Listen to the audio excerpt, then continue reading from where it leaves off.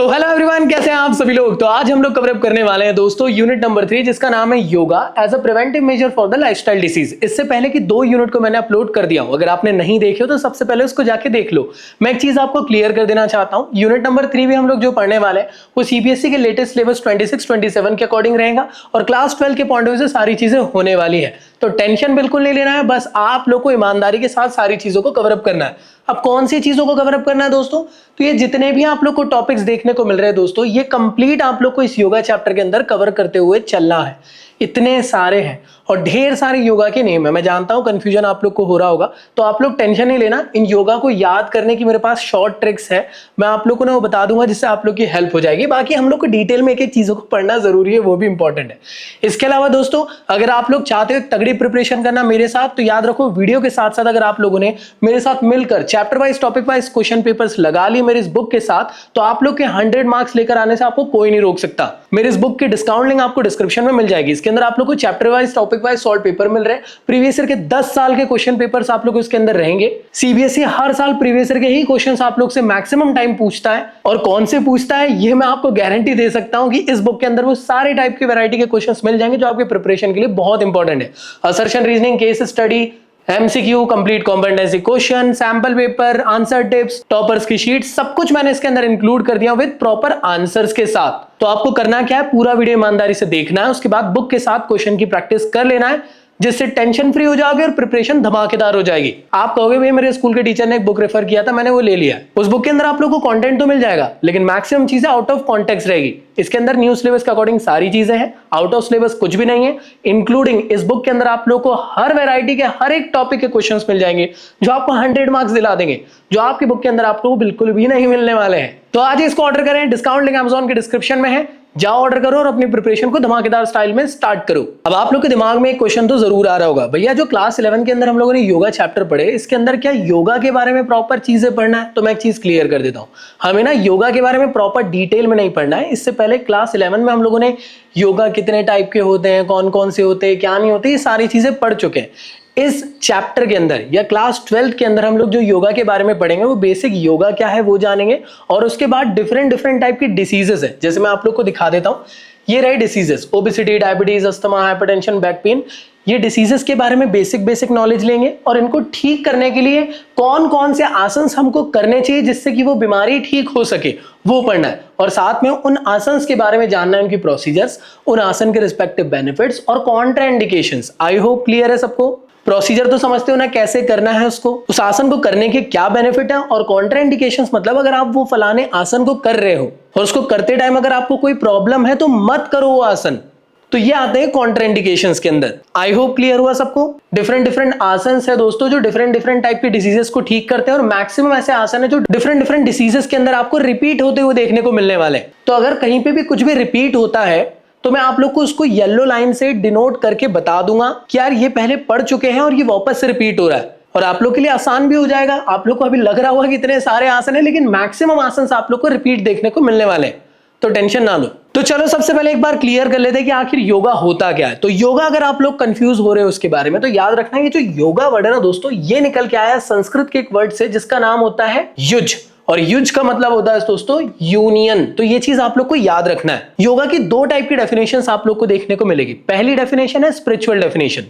योगा तब किया जाता है जब आप आत्मा की परमात्मा के साथ मिलन कराना चाहते हो। एनलाइटमेंट के लिए आप लोग, अगर आप योगा एनलाइटमेंट के लिए कर सकते हो, ज्ञान की प्राप्ति के लिए कर सकते हो, अपनी सोल को डिवाइन पावर के साथ कनेक्ट करने के लिए योगा किया जाता है। लेकिन अगर फिजिकल एजुकेशन के पॉइंट ऑफ व्यू से अगर हम लोग समझे तो योगा मतलब क्या है, ये किस्म से कॉम्बिनेशन है फिजिकल एक्सरसाइज का, मेंटल मेडिटेशन का और ब्रीथिंग टेक्निक्स का, जिससे आप लोग को डिफरेंट टाइप के बेनिफिट्स देखने को मिल रहे हैं। आपकी फिजिकल एक्सरसाइज भी हो रही है, मेंटली आप स्ट्रांग भी हो रहे हो, और ब्रीथिंग टेक्निक के दम पे आप लोग अपने लंग्स की एफिशिएंसी, हार्ट की एफिशिएंसी को और ज्यादा बेटर कर सकते हो। और साथ में दोस्तों, योगा आपकी जिंदगी के अंदर से जितना भी स्ट्रेस है, चाहे वो पढ़ाई का स्ट्रेस हो या क्रश किसी और के साथ घूम रही हो उसका स्ट्रेस हो, वो हर टाइप के स्ट्रेस को दूर कर देता है। तो याद रहेगा ना आप लोग को, दोनों डेफिनेशन दोनों याद रखना आप लोग को। चाहो तो दोनों में से जो आप लोग लिखकर आना चाहो आप लिखकर आ सकते हैं। इसके अलावा दोस्तों, सबसे इंपॉर्टेंट जो टॉपिक इसके अंदर आता है, जो कई बार ना 2 नंबर का क्वेश्चन बन जाता है, आसन एज अ प्रिवेंटिव मेजर। अब आसन क्या है, कंफ्यूजन यही होता है। तो एक चीज आप लोग को क्लियर कर देता हूं, योगा और आसन में कई लोग को कंफ्यूजन होगा। तो योगा क्या है दोस्तों, योगा है फॉर्म ऑफ एक्सरसाइज, और उन एक्सरसाइज को करने का जो तरीका है दोस्तों उसे कहते हैं हम लोग आसन। कंफ्यूजन तो नहीं है ना। योगा क्या है, एक्सरसाइजेस है, और आसन क्या है, उस एक्सरसाइज को करने का क्या पोस्चर होगा वो है आप लोग का आसन। तो कई लोग के दिमाग में कंफ्यूजन आता होगा कि भैया अगर एग्जाम में आ जाए योगा के बेनिफिट या आसन के बेनिफिट, क्या दोनों के बेनिफिट सेम होंगे? बिल्कुल सेम होंगे भाई, क्योंकि ये एक्सरसाइज है, उसको करने के तरीके के जो पोस्चर है उसको कहा जाता है आसन। तो एक बार डेफिनेशन के पॉइंट ऑफ व्यू से जल्दी जल्दी देख लेते हैं, जल्दी। पतंजलि जी के अकॉर्डिंग, पतंजलि जी कौन है? बाबा रामदेव नहीं है, पतंजलि जी ये रहे। पतंजलि जी के अकॉर्डिंग आसन की डेफिनेशन होती है स्थिरम सुखम आसनम। इसका मतलब क्या हुआ? It means a posture that is study and comfortable. ब्रह्म उपनिषद के अकॉर्डिंग भी आपको आसन की डेफिनेशन बताई गई है दोस्तों। तो आसन क्या है? Asan means sitting in a comfortable position for the long time, that is called as asan. नहीं समझ में आ रहा है? कंफ्यूजन क्लियर करता हूं। तो आसन है क्या?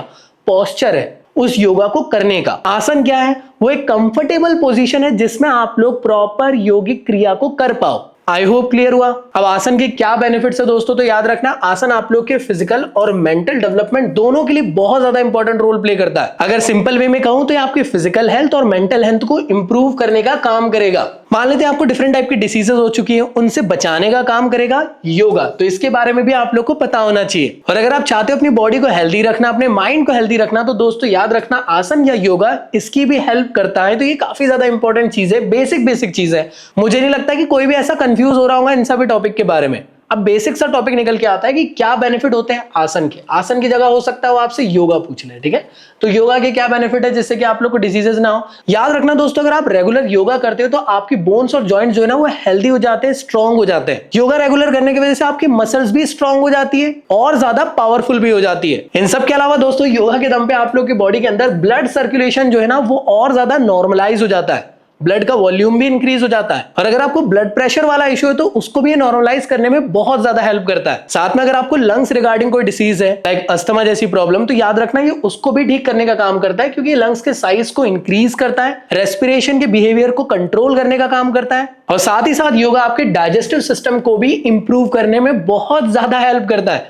अगर आपको कॉन्स्टिपेशन या लूज मोशन जैसा प्रॉब्लम बार बार होता रहता है या आपको पॉटी टाइम पे नहीं आती है, तो आप लोग रेगुलर योगा एक्सरसाइजेस करोगे तो आप लोग को ये प्रॉब्लम ठीक हो जाएगी। इसके अलावा आपके नर्वस सिस्टम को भी स्ट्रॉन्ग करने का काम करता है। स्पेशली अगर मैं सिंपल वे में ना कहते हुए टेक्निकल टर्म में कहूं तो न्यूरो मस्कुलर कोऑर्डिनेशन को ये इंक्रीज करने का काम करता है। और साथ में आपको याद होगा कोविड के टाइम पे हर कोई ये कह रहा था कि योगा करो ज्यादा से ज्यादा। ऐसा क्यों? क्योंकि योगा आप लोग की बॉडी के अंदर इम्यून सिस्टम को स्ट्रॉन्ग करता है, जिससे किसी भी टाइप की कोई बीमारी उससे आप बच पाओगे। इम्यून सिस्टम स्ट्रॉन्ग रहेगा तो याद रखना आपकी बॉडी किसी भी टाइप की डिसीज से आराम से फाइट कर सकती है और आपको वो डिसीज होगी ही नहीं। तो योगा ये सारे बेनिफिट्स आप लोग को देता है। अब मैं आप लोगों को एक छोटा सा होमवर्क दे रहा हूं। होमवर्क क्या, क्लास वर्क है। वीडियो को पॉज करो और अपने कोई 3 ऐसे बेनिफिट्स लिखो जो यहां नहीं लिखे। आपको पता है योगा के बारे में और कौन से बेनिफिट है, तो 3 इनके अलावा बेनिफिट कमेंट बॉक्स में लिखिए। तो जो मैंने आप लोगों को क्लास वर्क दिया, आई होप आप लोगों ने इसको कर लिए होंगे। चलिए बढ़ते हैं नेक्स्ट टॉपिक की तरफ दोस्तों। सबसे पहले हम लोग को पढ़ना है कि आखिर ओबेसिटी क्या होती है। ओबेसिटी वैसे नाम से समझ में आ गया होगा पक्का, ये मोटापे की बात यहां पे हो रही है। तो आप कहोगे कि भैया एग्जामिनेशन में हमें क्या ओबेसिटी के बारे में बहुत सारा टॉपिक लिखना है क्या? नहीं, ऐसा कभी आप लोग को देखने को नहीं मिलेगा। हमेशा याद रखना जितने भी टाइप की डिसीजेस अभी हम लोग पढ़ने वाले हैं उनकी 1 से 2 नंबर की छोटी सी डेफिनेशन आप लोग को मालूम होनी चाहिए कि अगर ओबेसिटी आता है, what do you mean by obesity, तो आपको पता होना चाहिए ओबेसिटी एक ऐसी कंडीशन होती है बॉडी के अंदर जहां पे आपकी बॉडी के अंदर फैट का परसेंटेज इंक्रीज हो जाता है, वो भी एक्सट्रीम लेवल तक के, उसे कहते हैं ओबेसिटी। आप चाहो तो ये डेफिनेशन लिख लो या आप चाहो तो ये लिख सकते हो। ओबेसिटी का मतलब होता है अकॉर्डिंग टू बीएमआई, अगर आपका बीएमआई स्कोर कैलकुलेट होने के बाद 30 या 30 से अबव निकल के आता है तो आप ओबेसिटी की कैटेगरी के अंदर आते हो। अब आप कहोगे कि भैया ये बीएमआई क्या है? बीएमआई होता है बॉडी मास इंडेक्स। ये करता क्या है? आपके बॉडी के कंपोजिशन को पता करके बताता है कि आप मोटे हो, दुबले हो, फिट हो, क्या हो। तो अगर इसका स्कोर 30 या 30 के अबव आता है दोस्तों तो आप ओबेसिटी कैटेगरी के अंदर आते हो।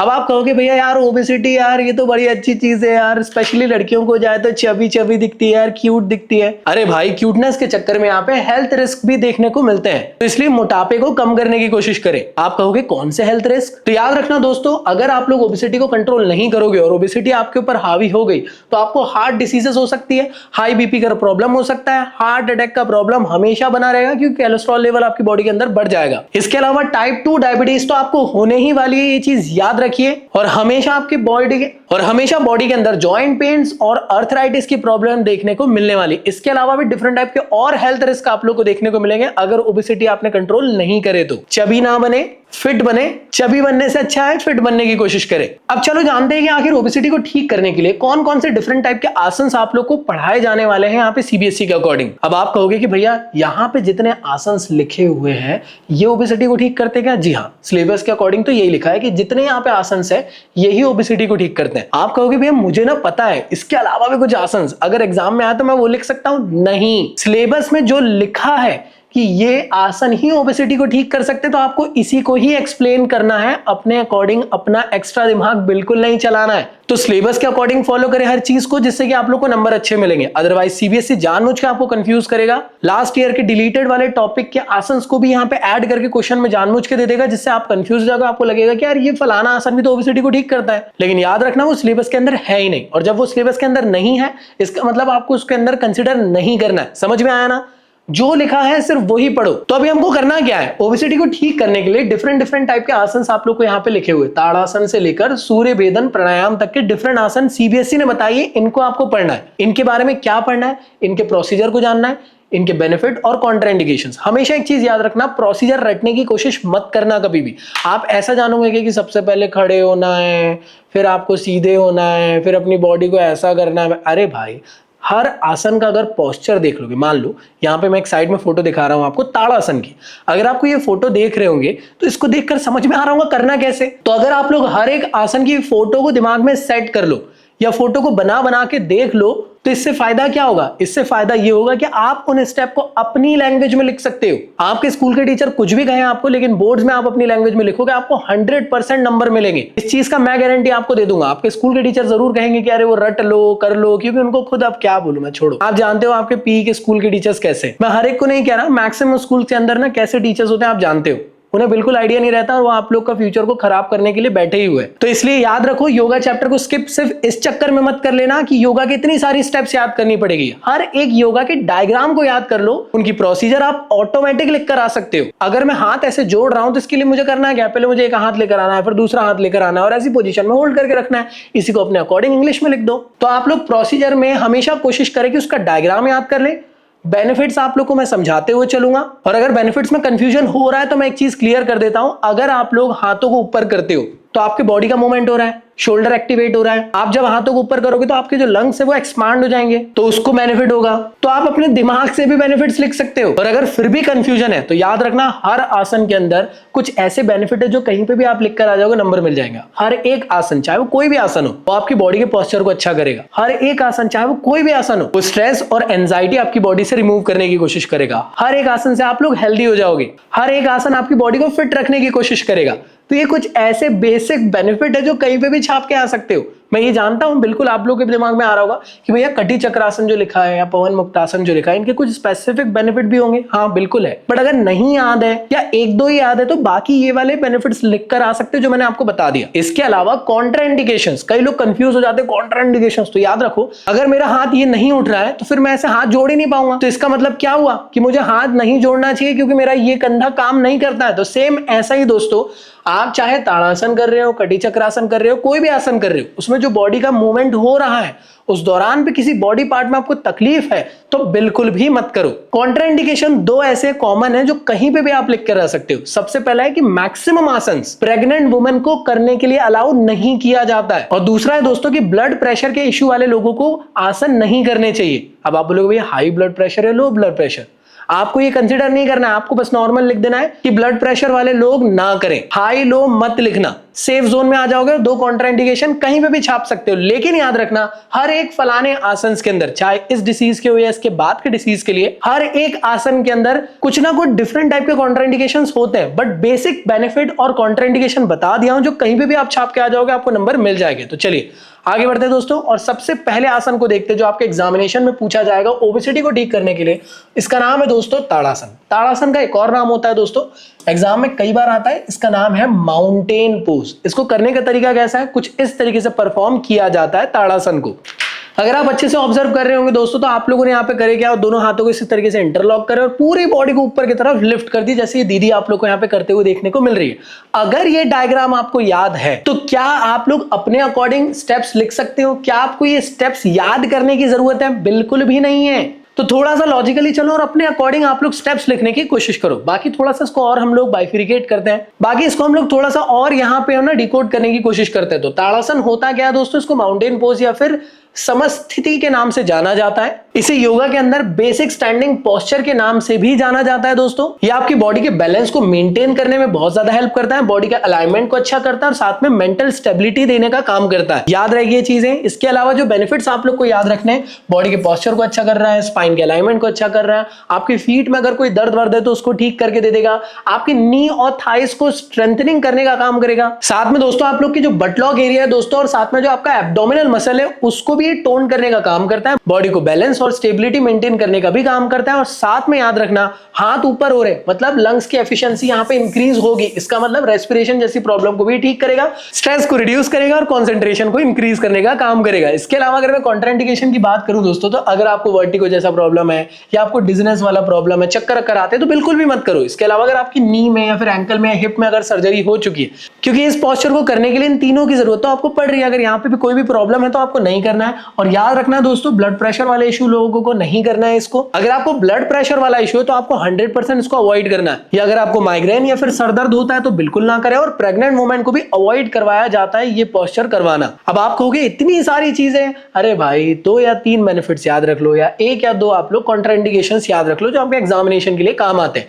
जब भी आप इस पोस्चर को करते हो दोस्तों, तो आपको ना होल्ड करके रखना पड़ता है पोजीशन में, वो भी 20 से 60 सेकंड के अकॉर्डिंग, एज पर कंफर्ट के अकॉर्डिंग। आई होप आप लोग को ये सारी चीजें याद रहेगी। तो याद रखना, ताड़ासन क्या है, ये फाउंडेशन होता है हर एक स्टैंडिंग आसन का। अब बात करते हैं नेक्स्ट आसन जो ओबेसिटी को ठीक करने में बहुत ज्यादा आप लोग की हेल्प करेगा। उसका नाम है कटी चक्रासन। कटी चक्रासन का एक और दूसरा नाम है, वो है वेस्ट रोटेटिंग पोज। क्यों? क्योंकि यहाँ पे कमर को आप लोग को रोटेट करना है, आपको दोनों हाथों को ऐसे रखना है और आपको पूरा पीछे जाना कुछ इस तरीके से। इसे कहा जाता है दोस्तों कटी चक्रासन। ये किस्म का सिंपल ट्विस्टिंग फॉर्म ऑफ आसन होता है जो आपकी स्पाइन की हेल्थ के लिए बहुत ज्यादा बेनिफिशियल है। आप कहोगे कटी चक्रासन, तो याद रखना कटी मतलब यहाँ पे बेसिकली क्या होता है, कटी मतलब होता है वेस्ट, चक्र मतलब होता है रोटेशन, और आसन मतलब आसन। तो अल्टीमेटली से वेस्ट रोटेटिंग पोस्ट के नाम से भी जाना जाता है। और जैसे ताड़ासन था वैसे ये भी एक स्टैंडिंग पोस्चर का आसन है। याद रखना ये आसन बहुत ज्यादा बेनिफिशियल होता है आपकी स्पाइन की फ्लेक्सिबिलिटी को इंप्रूव करने के लिए, आपके डाइजेशन सिस्टम को सही करने के लिए और कमर के आसपास के फैट को भी रिमूव करने के लिए काम आता है। अब आप कहोगे भैया इस आसन का ड्यूरेशन क्या होता है, तो याद रखना 10 से 15 आप लोग को रोटेशन करना है ईच साइड में, मतलब एक बार इधर जाना है फिर इधर जाना है,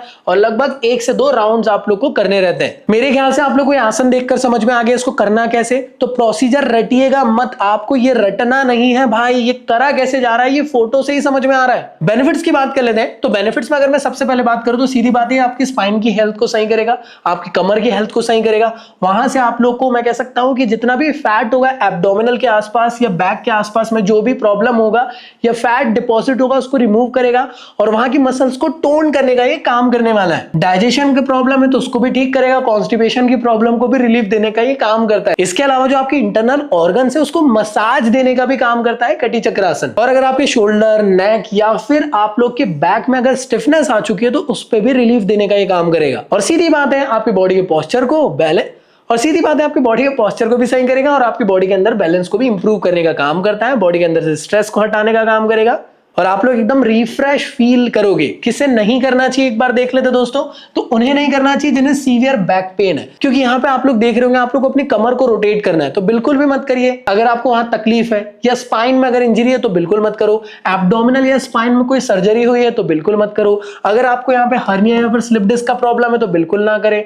ब्लड प्रेशर वाले इशू वाले लोग बिल्कुल ना करें, और प्रेग्नेंट वुमेन तो बिल्कुल ना करें। देखें, प्रेग्नेंट वुमेन और ब्लड प्रेशर वाले बिल्कुल मत लिखना एग्जाम में हाई या low blood pressure, normal blood pressure लिख देगा, नंबर मिल जाएंगे। आई होप आप लोग को ये सारी चीज अच्छे से क्लियर हो गई होंगी। चलिए बढ़ते हैं आगे की तरफ और देखते हैं हमारे नेक्स्ट टॉपिक को जो आपकी ओबेसिटी को ठीक करने का काम करता है दोस्तों, इसका नाम है पवन मुक्तासन।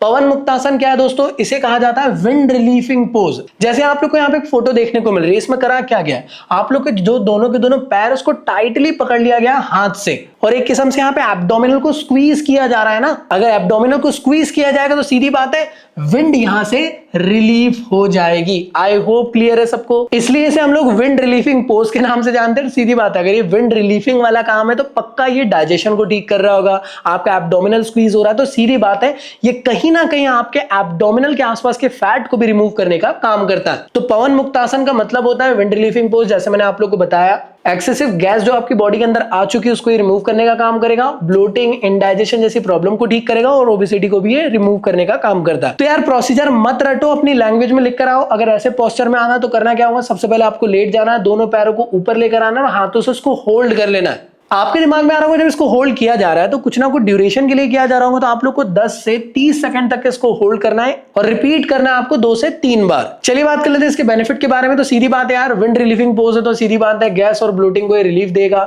आपके डाइजेशन को इंप्रूव करने का काम करेगा, आपके एपेटाइट को सही करेगा, आपके एब्डोमिनल की मसल्स को स्ट्रेंथ देगा और मसल्स को टोन करेगा। दोस्तों लोअर बैक भी यहाँ पे इन्वॉल्व हो रहा है तो सीधी बात है उसकी भी स्ट्रेंथनिंग के लिए हेल्प करने वाला है। और अगर कहीं पे दर्द वर्द हो रहा है आप लोग को तो उसको भी ये ठीक करेगा, बैक पेन की, स्पाइन की फ्लेक्सिबिलिटी को इंप्रूव करेगा, बॉडी के अंदर ब्लड सर्कुलेशन को भी ये बढ़ाएगा और स्ट्रेस और एंजाइटी को रिमूव करता है और साथ में कॉन्स्टिपेशन जैसी प्रॉब्लम से भी आप लोग को हमेशा ठीक करने की कोशिश करेगा। अब बात करते हैं इसके कॉन्ट्राइंडिकेशन की। इस आसन को कब नहीं करना चाहिए? अगर आपको बैक पेन या फिर स्पाइनल इंजरी है तो बिल्कुल भी मत करो, आपके एब्डोमिनल में कोई प्रॉब्लम है तो बिल्कुल ना करें, आपको हर्निया जैसा कोई सर्जरी वगैरह हो चुका है तो बिल्कुल ना करें, इसके अलावा कोई नी वगैरह में अगर पेन है, इंजरी है तो बिल्कुल ना करें, ब्लड प्रेशर वाला प्रॉब्लम है तो बिल्कुल भी मत करिए, प्रेग्नेंट वुमेन स्पेशली अवॉइड करना चाहिए इस दौरान, और अल्सर या फिर कोई भी एब्डोमिनल का डिसऑर्डर है तो बिल्कुल भी इसको आप लोग अवॉइड करिएगा। एक चीज हमेशा याद रखना, पवन मुक्तासन को जब भी आप कर रहे हो तो खाली पेट आप लोग करने की कोशिश करें और स्लो और कंट्रोल मूवमेंट के साथ ही आप लोग पवन मुक्तासन करिएगा। आई होप आप लोगों को ये सारी चीजें क्लियर हो गई। अगले आसन की तरफ बढ़ते हैं दोस्तों, इसका नाम है हालासन। हालासन का एक और नाम होता है प्लग पोज के नाम से इसको जानते हैं। एग्जामिनेशन में कई बार आता है, आप बोल रहे हो कि भैया ब्रैकेट में कई सारे लोगों के ना नाम लिखे हुए एग्जाम में आते हैं, इसको क्या बोला जाता है, उसको क्या बोला जाता है, तो पता होना चाहिए। हालासन को एक बार डिकोड कर लेते दोस्तों। हालासन बेसिकली एक किस्म से लेग लिफ्टिंग फॉर्म ऑफ आसन है, जहां पे आप कर क्या रहे हो, नॉर्मली पहले लेट जा रहे हो और अपने पूरे पैर को बॉडी से पीछे ले जा ले रहे हो कुछ इस तरीके से, और हाथों को यहीं पे आप लोग रख रहे हो होल्डिंग पोजीशन में। मैं ये कह सकता हूं आप लोग को एक प्लग पोजीशन में आप लोग यहाँ पे आ चुके हैं। तो आई होप आप लोग इसकी प्रोसीजर लिख लोगे, यहाँ पे रटने की जरूरत आपको नहीं है। जब दोस्तों आप लोग ऐसे पोस्चर को कर रहे हो तो इससे बेनिफिट क्या हो रहा है, तो सीधी बात, अगर आप अच्छे से ऑब्जर्व कर रहे हो तो आपकी स्पाइन की फ्लेक्सिबिलिटी, नेक की फ्लेक्सिबिलिटी, शोल्डर और हैमस्ट्रिंग की फ्लेक्सिबिलिटी यहाँ पे इंप्रूव होती है। इसके अलावा ओबेसिटी को रिमूव करेगा, साथ में इंडाइजेशन वाले प्रॉब्लम को ठीक करेगा, कॉन्स्टिपेशन को रिलीफ देने का काम करेगा, स्ट्रेस एंजाइटी को रिड्यूस करेगा। अगर आप ऐसे पोस्चर को करेंगे तो आपकी बॉडी के अंदर ब्लड सर्कुलेशन और ज्यादा इंप्रूव होगा दोस्तों, स्पेशली ब्रेन तक के आप लोग का ब्लड सर्कुलेशन जाएगा और आपका ब्रेन और ज्यादा अच्छे तरीके से एक्टिवली वर्क करेगा। पढ़ाई करते टाइम अगर आप लोग यहाँ पे कॉपी रख लोगे और पढ़ाई करोगे तो आपकी मेमोरी शार्प उस टाइम पे ज्यादा रहेगी, हो सकता है आपको ज्यादा अच्छे तरीके से पढ़ाई हो। इसके अलावा एब्डोमिनल में जो भी प्रॉब्लम है उसको ये ठीक करने का काम करेगा। बैक के अंदर कोई स्टिफनेस आ गई दोस्तों तो उसको ये ठीक करेगा और आपके बॉडी के पोस्चर को इंप्रूव करेगा, बॉडी के अंदर बैलेंस को भी इंप्रूव करने का ये काम करता है। किसे ये एक्सरसाइज नहीं करनी चाहिए? जिनको शोल्डर या नेक की इंजरी है बिल्कुल मत करो, क्योंकि यहाँ पे शोल्डर नेक दोनों यहाँ पे इन्वॉल्व हो रहे हैं। अगर आपको बैक पेन या फिर स्लिप डिस्क का प्रॉब्लम है तो बिल्कुल ना करें, ब्लड प्रेशर वाला प्रॉब्लम है बिल्कुल ना करें, हार्ट रिलेटेड प्रॉब्लम है बिल्कुल ना करें, क्योंकि ब्लड सर्कुलेशन यहाँ पे तेज हो जाता है। अगर प्रेग्नेंट वुमेन है तो बिल्कुल अवॉइड करिए, पीरियड्स चल रहे हैं तो बिल्कुल अवॉइड करिए, और जिनको हर्निया रिगार्डिंग प्रॉब्लम या एब्डोमिनल में कोई अभी सर्जरी हुई है तो बिल्कुल भी ना करिएगा। एक चीज हमेशा याद रखना, जब इस पोस्चर को आप लोग, एक चीज याद रखना, जब भी आप हालासन कर रहे हो तो हालासन की पोजीशन में आप अपनी मुंडी को इधर उधर मत करिएगा, ये चीज हमेशा याद रखना है। और जर्क मूवमेंट आप लोग को नहीं देना है, आपको स्लोली यहाँ पे इसको करने की कोशिश करना है और ब्रीथिंग भी नॉर्मली आपको करते हुए चलना है, और कोशिश करिएगा कि आप लोग खाली पेट ही इस एक्सरसाइज को परफॉर्म करिएगा। तो आई होप आप लोग को यहाँ तक ये सारी चीज क्लियर हुई। नेक्स्ट आसन है दोस्तों, इसका नाम है पश्चिमोत्तासन। ये भी ओबेसिटी को ठीक करने का काम करता है। इसे हम लोग सिटेड फॉरवर्ड बेंड पोज के नाम से जानते हैं। पश्चिमोत्तासन है, पश्चिम की तरफ हम लोग को बॉडी को फेस करना है कुछ इस तरीके से। पश्चिम मतलब क्या होता है? वेस्टर्न पोजीशन वाला एक आसन है दोस्तों, जहां पे आप लोग को फॉरवर्डली बेंड होना है। जैसे आप देख पा रहे होंगे, नॉर्मली पहला बैठा गया, दोनों नीज को सीधा किया गया है, नीज यहाँ पे बेंड नहीं होगी दोस्तों, और बॉडी को पूरी तरीके से आप लोग को आगे की तरफ लीन कर लेना है और यहाँ पे पूरा स्ट्रेच करने की कोशिश करना है। कई लोग इस आसन को करते करते ना अपने घुटनों को मोड़ देते हैं, वो गलती आपको नहीं करना है। नीज को एकदम सीधा रखना और दोनों हाथों को पैरों से होल्ड कर लेना अच्छे से। तो एक बार अगर पश्चिमोत्तासन को डिकोड किया जाए तो पश्चिमो मतलब होता है वेस्टर्न या फिर back part of the body, उत्तन मतलब होता है इंटेंस स्ट्रेच, और आसन मतलब होता है पॉस्चर। तो बेसिकली अगर इसमें ध्यान दिया जाए तो ये स्ट्रेच कर रहा है आपके एंटायर बैक को प्रॉपर तरीके से और बॉडी को काम करने का हेल्प करता है। अगर आप अच्छे से ऑब्जर्व कर रहे होंगे तो पश्चिमोत्तासन का आपको डायग्राम देखने को मिल रहा है। ये डायग्राम के बारे में मैंने आप लोग को सारी चीजें समझा दिया, देखकर भी समझ में आ रहा है करना कैसे। तो क्या इसका प्रोसीजर आप अपने अकॉर्डिंग लिख सकते हो? आराम से लिख सकते हो, आप लोग को इतना लोड नहीं लिखना, अपनी लैंग्वेज में लिखना है।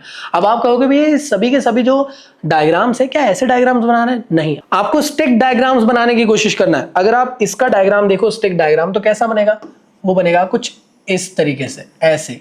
ये बन गया आपका स्टिक डायग्राम, ठीक है। अब ये स्टिक डायग्राम की कोई पीडीएफ वगैरह है क्या भैया? जी हाँ, मैं इसकी पीडीएफ आप लोग को डिस्क्रिप्शन में दे दूंगा, आप स्टिक डायग्राम की पीडीएफ डाउनलोड कर लेना। कैसे हर एक आसन की स्टिक डायग्राम आपको बनाने, और एग्जाम में ऐसे ही बना के आना है, इतना प्रॉपर अच्छा डायग्राम नहीं बनाना है, इसमें पूरे नंबर मिल जाएंगे और सीबीएसई से एक्सेप्ट करता है। अब चलिए जानते दोस्तों कि जो ये आसन आप लोग को यहाँ पे देख रहा है इसके बेनिफिट्स क्या क्या है। तो सीधी बात है, आपकी स्पाइन की हेल्थ के लिए काफी ज्यादा इंपॉर्टेंट रोल प्ले करता है, साथ ही साथ शोल्डर और हैमस्ट्रिंग के लिए भी काफी ज्यादा हेल्पफुल है, क्योंकि वो भी यहाँ पे स्ट्रेच आउट हो रहा है। सीधी बात है, आपका एब्डोमिनल स्क्वीज हो रहा है, तो ऑब्वियसली बात है ओबेसिटी के अंदर आ रहा है, तो उसको भी ठीक करने का काम करेगा। साथ में स्टिमुलेट करता है दोस्तों आपके किडनी, रिप्रोडक्टिव ऑर्गन और लिवर को, स्ट्रेस एंजाइटी को रिमूव करता है। जितना भी बॉडी फैट है दोस्तों, स्पेशली एब्डोमिनल के आसपास, उसको ये रिड्यूस करने का काम करेगा। बॉडी के अंदर फ्लेक्सिबिलिटी इंप्रूव होगी, पोस्चर बेटर होगा, माइंड को काम डाउन करेगा, कंसंट्रेशन इंप्रूव होगा।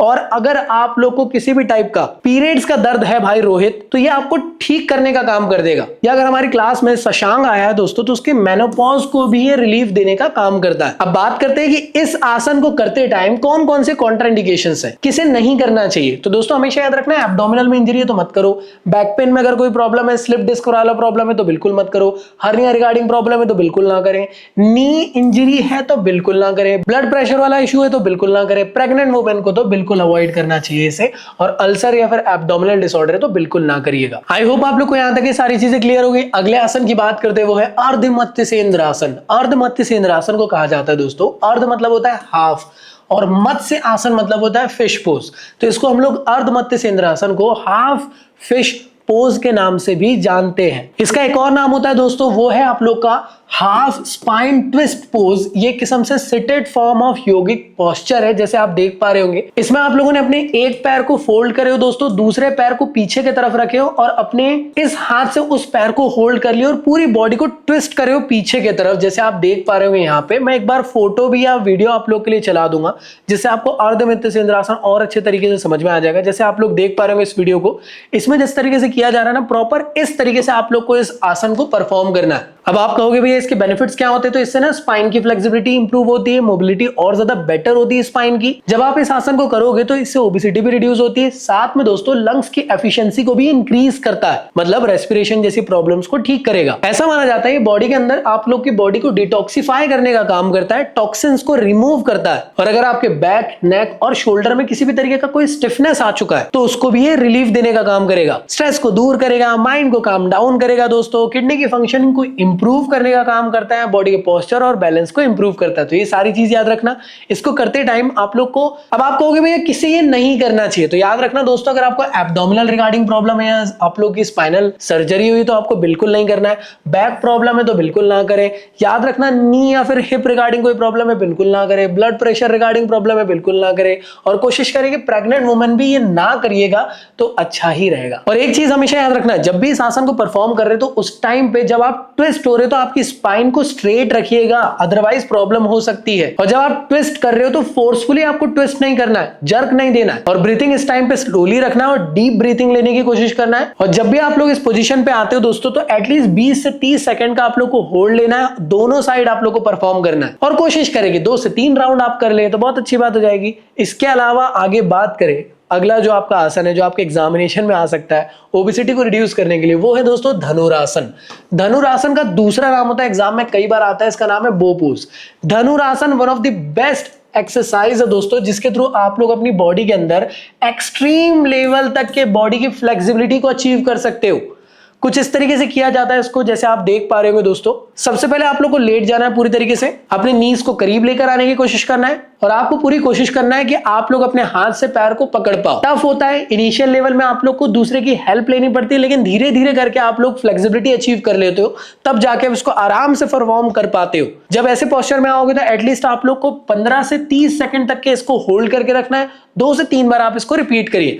करते हैं जब भी आप लोग दोस्तों इसको, तो इसके थ्रू आपको क्या बेनिफिट मिलते हैं? ओवरऑल बॉडी की फ्लेक्सिबिलिटी इंप्रूव होती है दोस्तों। ये आपके एब्डोमिनल के अंदर एब्डोमिनल की मसल्स को टोन करता है, वहां के फैट को रिमूव करता है, इंक्लूडिंग बैक के अंदर आप लोग को स्ट्रेंथ देने का काम करता है। लंग्स की एफिशिएंसी इंक्रीज होती है दोस्तों, बॉडी का पोस्चर इंप्रूव होता है, फैटिक को रिड्यूस करेगा, बॉडी को एनर्जी देगा, स्ट्रेस एंजाइटी दूर करेगा।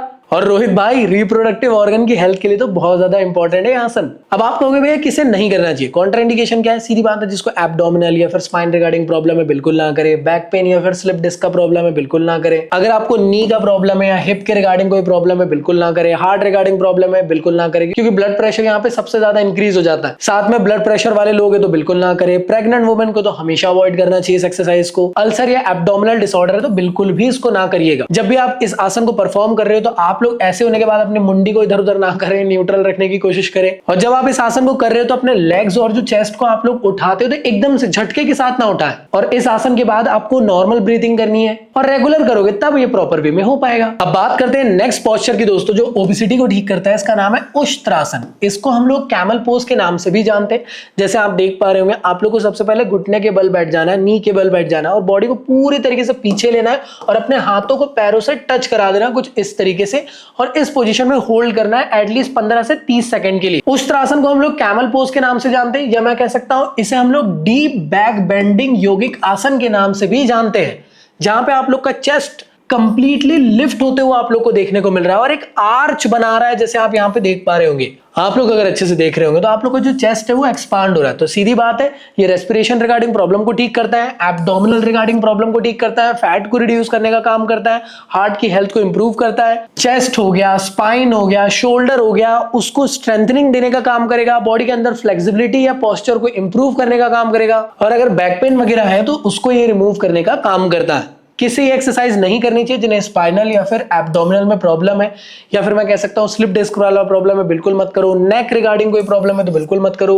हार्ट रिलेटेड कोई प्रॉब्लम है या मतलब ब्लड प्रेशर वाले इश्यू है तो बिल्कुल ना करें। प्रेग्नेंट वुमेन अवॉइड करिए। जब आप इस आसन को परफॉर्म करते हो तो इस दौरान पे आप लोग को नेक पे प्रेशर बिल्कुल भी नहीं रखना है, और यहां पे हमेशा याद रखना है कि आपका हिप और जो आप लोग का नी का जो एंगल है यहाँ पे 90 डिग्री का एंगल बने। जब आप इस आसन को करते हो तो अपने लोअर बैक को यहाँ पे ना बिल्कुल भी हल्का नहीं छोड़ देना है। आपने सोचा हो अरे भाई यार छोड़ देते तो बढ़ से आप गिर जाओगे। और जब आप इसको परफॉर्म कर रहे हो तो 15 से 30 सेकंड तक के इसको होल्ड करना है। 2 से 3 बार आप लोग चाहो तो कर सकते हो। एग्जाम में अगला आप लोग से पूछा जा सकता है ओबेसिटी को रिमूव करने के लिए, वो है मत्स्य आसन, जिसे हम लोग फिश पोज के नाम से भी जानते हैं। यहाँ पे जो मत्स्य वर्ड यूज होता है ना दोस्तों, इसी का मतलब होता है फिश। जो ये पोस्चर आप लोग को दिख रहा है, ऐसा माना जाता है कि जैसे फिश पानी के अंदर फ्लोट करती है वैसा कुछ ये पोस्चर है। आप बोलोगे भैया दिख तो रही नहीं फिश, तो चलिए मैं दिखाता हूँ फिश। जैसे आप देख पा रहे होंगे, ये देखो ये रही फिश। अरे अरे अरे, जैसे आप देख पा रहे होंगे ये रही फिश। आई होप दिख रही होंगी, हंसना मत। थोड़ा सा टफ है, आप लोग को यहाँ पे अपने बॉडी को आप लोगों को अपने दोनों पैरों को क्रॉस करना है, और उधर वाले पैर को ये वाले हाथ से और इधर वाले पैर को उधर वाले हाथ से आप लोग को टच करना है, और बॉडी को यहाँ पे पूरी तरीके से आर्क बना देना है। जब आप ऐसा करोगे तो आप लोग का जो चेस्ट है वो कंप्लीटली ओपन हो जाएगा। तो मैं ये कह सकता हूँ ब्रीथिंग रिगार्डिंग जितनी भी प्रॉब्लम है उसको ये ठीक करने का काम करेगा। साथ में आप लोग आर्च बना रहे हो तो यहाँ पे बैक और नेक और स्पाइन की हेल्थ के लिए भी इंप्रूव करेगा, बॉडी के पोस्चर को ठीक करेगा। साथ में किसी भी टाइप का कोई स्टिफनेस आ चुका है तो उसको ये ठीक करेगा। एब्डोमिनल ऑर्गन को ये स्टिमुलेट करेगा, आपके डाइजेशन को इंप्रूव करेगा, ओबेसिटी को रिड्यूस करेगा, एनर्जी बूस्ट करने का ये काम करता है। किसे ये करना नहीं चाहिए जैसे एब्डोमिनल या स्पाइनल रिगार्डिंग कोई प्रॉब्लम है, बैक या फिर स्लिप डिस्क का रिगार्डिंग कोई प्रॉब्लम है तो बिल्कुल ना करो। स्पेशली नेक रिगार्डिंग प्रॉब्लम है तो बिल्कुल ना करें। प्रेग्नेंट वुमन को अवॉइड करना चाहिए। और एक और चीज दोस्तों हमेशा याद रखना, इस आसन के थ्रू ना आप लोग की आई की हेल्प, मतलब आंखों की हेल्प सही होती है। ऐसा माना जाता है कि आपके आंखों के पावर को भी हटा सकता है, तो ये पावरफुल आसन है। इसके अलावा जब भी आप ये आसन करते तो हमेशा कोशिश करिएगा कि अपने एल्बो को ना ज्यादा से ज्यादा क्लोज रखने की कोशिश करें। और जब भी आप ये आसन को परफॉर्म करते हो तो ऐसा मत करना कि पूरा प्रेशर आपने अपने हेड में या पूरा प्रेशर बैक में दे दिए।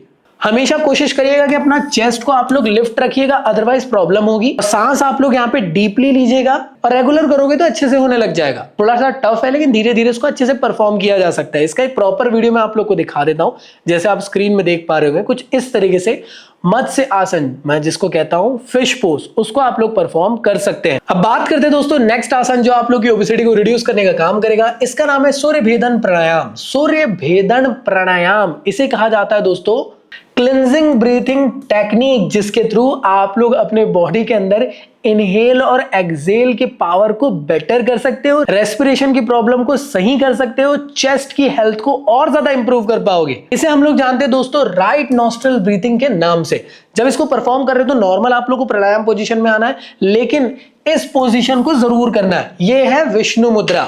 इस तरीके से आप लोग को करना है। तो सांस अंदर लेंगे तो इस टाइम पे ये वाले अंगूठे को रखेंगे यहां पे, सांस अंदर ले लिए, इनहेल कर लिए। जब आप एक्सहेल करोगे तो ये जो 2 उंगली है इसको यहां पे रखना है और यहां से आप लोग को सांस छोड़ देना, कुछ इस तरीके से। आई होप आप लोग को यहां तक क्लियर हुआ। तो जैसे आप लोग देख पा रहे हो यहाँ पे कि ये जो प्राणायाम है आपकी बॉडी को एनर्जी देने का काम करता है, आपकी बॉडी के अंदर पॉजिटिविटी लेकर आता है और बॉडी को कंप्लीटली काम डाउन करने का काम करता है। तो सिंपल वे में इसके बेनिफिट्स क्या है दोस्तों, आपको एनर्जी देगा, आपकी बॉडी के अंदर से स्ट्रेस, एंजाइटी, इन सबको रिड्यूस करेगा, बॉडी को काम डाउन करने का कोशिश करेगा। प्राणायाम है तो सीधी बात है, ब्रीथिंग टेक्निक के थ्रू आपको जितने भी रेस्पिरेशन रिगार्डिंग प्रॉब्लम उसको ठीक करेगा। माना जाता है कि ओबेसिटी को भी रिड्यूस करता है, मेंटल क्लैरिटी आपका लेकर आता है, इम्यून सिस्टम को स्ट्रॉन्ग करता है। और अगर आपको ब्रेन रिगार्डिंग कोई भी प्रॉब्लम है, आपको ऐसा लगता है कि आप थक जाते हो थोड़े थोड़े काम में, तो ये ब्रेन की हेल्थ को भी इंप्रूव करता है। किससे ये नहीं करना चाहिए? जिन्हें रेस्पिरेशन डिसऑर्डर है, लाइक अस्थमा जैसा प्रॉब्लम है दोस्तों, या हाई ब्लड प्रेशर का प्रॉब्लम है, या हार्ट रिगार्डिंग प्रॉब्लम है, कोई सर्जरी वगैरह हुई है, कोल्ड या फिर कफ वगैरह हो गया, तब बिल्कुल भी मत करो। अगर प्रेग्नेंट वुमन करना भी चाहती है तो एक्सपर्ट के गाइडेंस के साथ करे, अदरवाइज प्रेग्नेंट वुमन अवॉइड करे। दोस्तों टिप्स आप लोग के लिए ये रहेगी कि खाली पेट इसको करिए, स्पाइन को हमेशा स्ट्रेट रखिए, ब्रीथिंग स्लोली और जेंटली लेते हुए चलिए, और डेली इसको प्रैक्टिस करोगे तो अच्छे से हो जाएगा ये। और कोशिश करिए कि डेली आप लोग 5 से 10 मिनट इसको मॉर्निंग में करा करो। इसके बाद आता है दोस्तों नेक्स्ट प्राणायाम जिसके थ्रू आप लोग ओबेसिटी को ठीक कर सकते हो, वो है सूर्य भेदन प्राणायाम। अभी जो मैंने आप लोग को सूर्य भेदन प्राणायाम दिखाया था, तो देखो कुछ इस तरीके से करना था। विष्णु मुद्रा पोजीशन पे आए थे, इनहेल लेना आप लोग को स्लोली और डीपली, और एक्सहेल करना आप लोग को यहाँ पे स्लोली। ये विष्णु मुद्रा वाली पोजीशन थी, तो ये चीज आप लोग को याद रखना है। तो दोस्तों जो भी टॉपिक अभी हम लोगों ने पढ़े उसके रिगार्डिंग कुछ एमसीक्यू क्वेश्चंस आप लोग के लिए लेकर आया हूं। एक बार वीडियो को पॉज करके इसका आंसर करो। आई होप आप लोगों ने इसका आंसर कर लिए होंगे। इसके अलावा ना कुछ इंपॉर्टेंट प्रीवियस ईयर और हॉट क्वेश्चंस मैंने लेकर आया हूं। जो भी अभी टॉपिक पढ़ाया ना, मैक्सिमम क्वेश्चंस ये रिपीट होते हुए आप लोग को प्रीवियस ईयर में देखते हुए मिले। इन सब का प्रॉपर सॉल्यूशन आप लोग को मेरी बुक के अंदर भी मिल जाएगा, और इसके अलावा भी ढेर सारे और क्वेश्चंस आप लोग को इसके अंदर मिल जाएंगे। अगले टॉपिक की तरफ बढ़ते दोस्तों, वो है आप लोग का डायबिटीज। ओबेसिटी समझ में आ गया। ओबेसिटी के अंदर बहुत सारे आसन थे, दिमाग खराब हो गया, आपको लग रहा होगा कि भैया इसके अंदर भी क्या इतने सारे आसन होने वाले, तो ऐसा नहीं है। इसके अंदर आप लोग को मैक्सिमम ऐसे आसन है जो इससे पहले रिपीट हो चुके हैं। उन आसन को पढ़ने से पहले एक बार समझ लेते हैं कि आखिर डायबिटीज होती क्या है। तो डायबिटीज भी एक किस्म की ना क्रोनिक डिसीज है, जो आपकी बॉडी के अंदर ब्लड शुगर के लेवल को रेगुलेट करने का काम करती है। अब ये प्रॉब्लम कब देखने को मिलती है? जब आपकी बॉडी प्रॉपर तरीके से इंसुलिन प्रोड्यूस नहीं कर पा रही है फ्रॉम दी पैनक्रियाज, तब ये प्रॉब्लम आप लोग को देखने को मिलती है। इंसुलिन होता क्या है? इंसुलिन बेसिकली एक ऐसा हार्मोन है दोस्तों जो कि पैनक्रियाज ग्लैंड बनाती है, जो एक्चुअल में हेल्प करता है शुगर को, जिसके थ्रू आपकी बॉडी के सेल्स में एंटर कर पाता है और यूज कर पाता है एनर्जी के तौर पे। आई होप क्लियर हुआ। तो इसलिए आप लोगों ने देखे होंगे, आई होप आप लोगों को क्लियर हुआ। आप लोगों ने देखे होंगे जिनको डायबिटीज हो जाता है वो लोग इंसुलिन की इंजेक्शंस वगैरह लेना शुरू कर देते हैं, क्योंकि उनका पैनक्रियाज ग्लैंड ना प्रॉपर तरीके से इंसुलिन बना ही नहीं पा रहा है। अगर वो इंसुलिन बाहर से नहीं लेंगे तो फिर शुगर लेवल उनका आगे पीछे हो जाएगा, हो सकता है कि उनकी डेथ भी हो जाए। तो डायबिटीज भी आप लोग को स्पेशली 2 टाइप की देखने को मिलती है। आप लोग मुझे आंसर करके बताना कि कई लोग है ना टैबलेट्स लेकर उसको रेगुलेट कर रहे हैं, ठीक कर रहे हैं, और दूसरे वो कैटेगरी के लोग होते हैं जो इंसुलिन एक्सटर्नली लेना शुरू कर देते हैं। तो कौन से टाइप के अंदर आती है, एक बार जरूर कमेंट बॉक्स में आप लोग बताने की कोशिश करना। तो जैसे आप लोग देख पा रहे हो यहाँ पे, ये नॉर्मल ब्लड ग्लूकोज आप लोग को देखने को मिल रहा है। जिनको डायबिटीज वाला प्रॉब्लम रहता है उनके अंदर अगर आप अच्छे से देख पा रहे हो तो यहाँ पे ग्लूकोज का लेवल ज्यादा आप लोग को देखने को मिल रहा है in comparison with the normal blood glucose. इसके अलावा दोस्तों जो आप लोग के 2 टाइप होते हैं डायबिटीज के, जैसे डायबिटीज के अंदर जो सबसे पहला डायबिटीज आता है उसका नाम है टाइप 1। टाइप 1 उस कैटेगरी के अंदर आता है जब बॉडी खुद से प्रॉपर तरीके से इंसुलिन को प्रोड्यूस नहीं कर पाती है। तो इस दौरान आप लोग को डेली इंजेक्शंस लेना पड़ता है इंसुलिन के। अब ये चाइल्डहुड में भी हो सकता है, आज के टाइम में बहुत नॉर्मल हो गया है, शुगर किसी भी एज में देखने को मिल रहा है या फिर एडोलेसेंस जैसे एज में देखने को मिलता है। दूसरा होता है दोस्तों टाइप 2 डायबिटीज। इसके अंदर इंसुलिन बन तो रहा है लेकिन प्रॉपरली वर्क नहीं हो पा रहा है, मतलब इंसुलिन रेजिस्टेंस यहाँ पे नहीं हो पाता। कॉमनली आप लोग को एडल्ट के अंदर देखने को मिलता है, फिर जिनकी एज होने लग जाती है ना, उनके अंदर आप लोग को देखने को मिलेगा, या फिर जिसको ओबेसिटी जैसा प्रॉब्लम है, किसी भी टाइप की कोई लाइफस्टाइल डिसीज रिगार्डिंग प्रॉब्लम है, उनको ये ज्यादातर देखने को मिलेगा। ऐसे लोग जो प्रॉपर डाइट नहीं ले रहे हैं, एक्सरसाइज नहीं कर रहे हैं और दूसरे टाइप की कोई मेडिसिन वगैरह में अपना ट्रीटमेंट कर रहे हैं, उनको ये प्रॉब्लम आसानी से देखने को मिल जाता है। तो ये कुछ आप लोग को डायग्राम्स देखने को मिल रहे हैं टाइप 1 और टाइप 2 के। टाइप 1 के अगर आप लोग अंदर देख पा रहे होंगे तो ये जो ब्लू कलर से दिख रहा है, दीज आर द ग्लूकोज। और टाइप 2 के अंदर अगर आप लोग देख रहे हो तो इंसुलिन भी आप लोग को ग्लूकोज के अंदर मिक्स देखने को मिल रही है। टाइप 1 के अंदर तो प्रोड्यूस ही नहीं हो रहा है ना इंसुलिन, आपको अलग से डालना पड़ रहा है, इसलिए वहां पे इंसुलिन मतलब ये वाले कलर का यहाँ दिख नहीं रहा है। तो आई होप क्लियर हुआ। अब डायबिटीज को ठीक करने के लिए कौन कौन से आसन हमको करना चाहिए, उससे बचने के लिए कौन कौन से आसन हमें करना चाहिए, तो ये सारे आसन हमें करना चाहिए, कटी चक्रासन से लेकर कपालभाति तक के। आप कहोगे भैया कटी चक्रासन तो अभी पढ़े, पवन मुक्तासन पढ़ चुके, धनुरासन, पश्चिमोत्तासन, अर्धमध्यसेंद्रासन, उष्ट्रासन पहले पढ़ चुके। इसका मतलब ये है कि वो आसन अगर आपको याद हो गया है और एग्जाम में डायबिटीज के अंदर पूछा जाए तो आप इन येलो वाले आसन को डायबिटीज के अंदर भी लिख कर आ सकते हो, क्योंकि वो कॉमन आसन है। तो इसलिए आप वापस से उसको रिपीट नहीं करेंगे। तो जो येलो कलर में लिखा है उसको रिपीट मैं नहीं करा रहा हूं,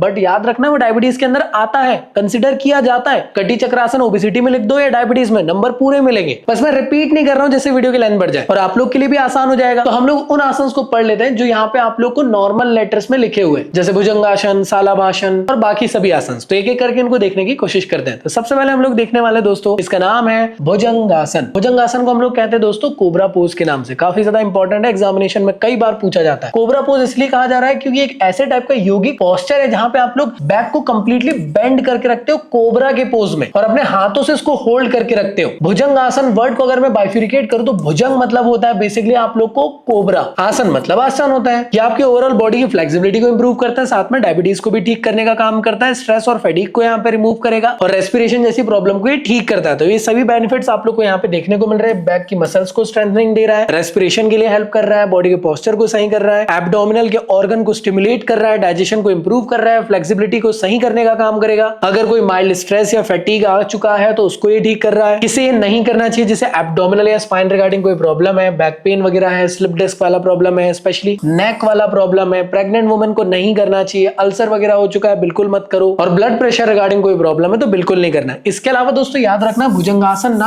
आप लोग के आर्म्स की हेल्थ को भी बहुत अच्छा करता है, मतलब आपके आर्म्स को स्ट्रॉन्ग कर देता है, क्योंकि जब इस पोजीशन में आओगे तो आप लोग को आर्म्स की ताकत से तो इस पोजीशन पे आप लोग को सस्टेन रहना है। अब आप कहोगे भैया कितने देर आप लोग को उसको करना है, तो 15 से 30 सेकंड तक आप इसको होल्ड कर सकते हो, 2 से 3 बार आप इसको कर सकते हैं। इसके अलावा अगला जो है आसन है इसका नाम है शालाभासन, जिसको लोटस पोज के नाम से जाना जाता है। और दोस्तों याद रखना शालाभासन को हम लोग ग्रास हॉपर पोज के नाम से भी जानते हैं। जैसे इसका पोस्चर है ये ग्रास हॉपर की तरह आप लोग को देखने को मिलता है। ये किस्म से लेट कर किया जाने वाला आसन है, हम लोग इसलिए प्रोन योगा के नाम से भी जानते हैं। अब ये काम क्या करता है, तो याद रखना दोस्तों बैक की मसल और स्पाइन को ये स्ट्रेंथनिंग देने का काम करेगा, साथ में आप लोग की जो कमर है, बटलॉग है, एब्डोमिनल की मसल्स है, वहां पे उन मसल्स को ये टोन करेगा, फ्लेक्सिबिलिटी को इंप्रूव करेगा, बॉडी के बैलेंस को इंप्रूव करेगा। लोअर बॉडी के अंदर किसी भी टाइप का कोई पेन वेन है तो उसको रिड्यूस करने का काम करता है, एनर्जी देने का काम करता है, डाइजेशन रिगार्डिंग कोई भी प्रॉब्लम उसको ठीक करेगा और डायबिटीज को तो ठीक करना ही करना है। अब किसे नहीं करना चाहिए, जिसे स्पाइन रिगार्डिंग प्रॉब्लम है, एब्डोमिनल रिगार्डिंग प्रॉब्लम है, बैक पेन वगैरह हो रहा है, नेक में प्रॉब्लम है, प्रेग्नेंट वुमेन है, ब्लड प्रेशर वाला इशू है, हर्निया जैसा प्रॉब्लम है, उनको ये बिल्कुल अवॉइड करना चाहिए। जब भी इस आसन को परफॉर्म कर रहे हो तो अपने नेक के मूवमेंट को आप लोग को होल्ड करके रखना है। इस आसन को परफॉर्म करते टाइम में हमेशा याद रखना है कि हमने लेग्स को लिफ्ट करना है कंफर्टेबल पोजीशन तक के, और जब इस आसन को आप परफॉर्म करते तो उस टाइम पे आप अपने बैक और साथ ही साथ लेग्स की मसल्स को एंगेज करके रखिएगा। अगर वो नहीं करोगे तो ये पोस्चर परफॉर्म हो ही नहीं पाएगा, और अगर रेगुलर प्रैक्टिस करोगे तो आसानी से हो जाएगा ये आप लोग से।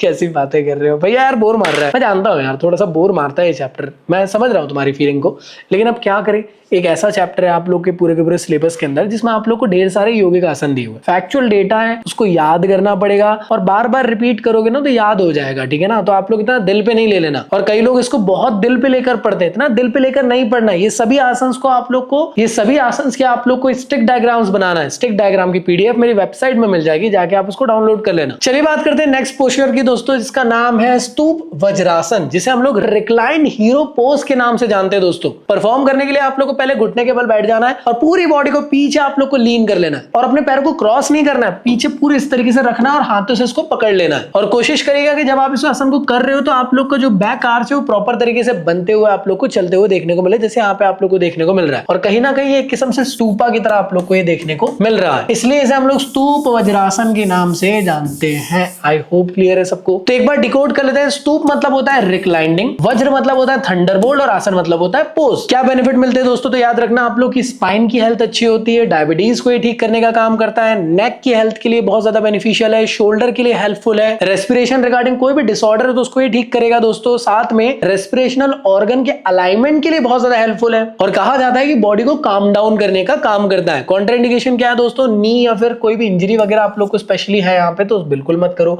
लेग की सर्जरी हो चुकी तो मत करो। अर्थराइटिस जैसा प्रॉब्लम है तो मत करो। बैक पेन रिगार्डिंग प्रॉब्लम है मत करो। अगर कोई ब्लड प्रेशर वाला इशू वाला बंदा है तो बिल्कुल मत करो। प्रेग्नेंट वुमन वगैरह बिल्कुल अवॉइड करिए इसको। जब भी इस आसन को कर रहे हो तो योगा मैट में करना, वरना बहुत ज्यादा गड़ेगा आपको पैर में, है ना। दोनों फीट को करीब लेकर आना है, क्रॉस लेग नहीं करना है, फोर्स नहीं करना है बॉडी को। कंफर्टेबल पोजीशन में आने के बाद होल्ड करना है पूरी तरीके से और ब्रीथिंग आप लोग को डीपली लेते हुए चलना है और रिलैक्स्ड फील करने की कोशिश करना है। और याद रखना किसी भी तरीके को कोई डिस्कंफर्ट अगर आप लोग को हो रहा है तो बिल्कुल इसको अवॉइड कर देना। अगले आसन के बारे में बात करते हैं दोस्तों जो डायबिटीज को ठीक करता है। इसका नाम है मेंडुकासन, जिसको हम लोग फ्रॉग पोज के नाम से भी जानते हैं। स्पेशली तब किया जाता है जब आप लोग के पेट में कोई स्पेशल दर्द वगैरह हो रहा है। अगर पीरियड्स के दर्द है रोहित तो बिल्कुल इसको आप करिएगा, बहुत ज्यादा हेल्प देता है आप लोग के लिए।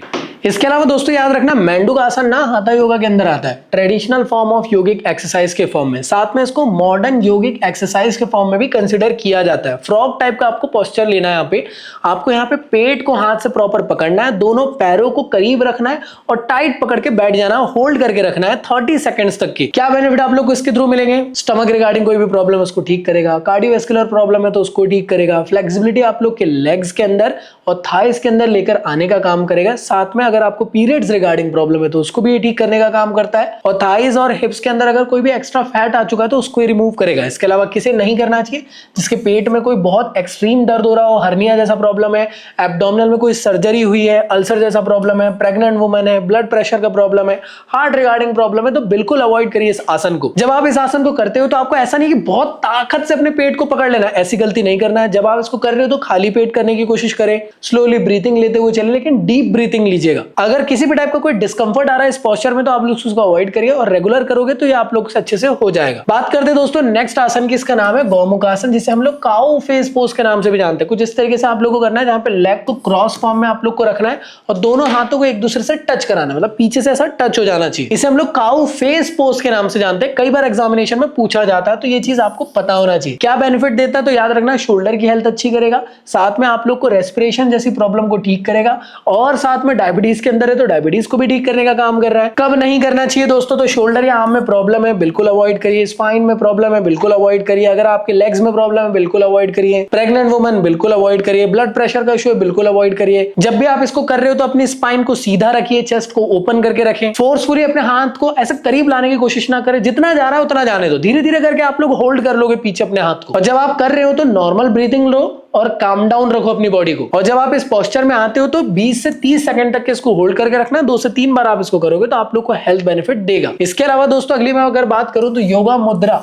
ये कहलाता है योगा सील पोज के नाम से। कुछ इस तरीके से करते हैं।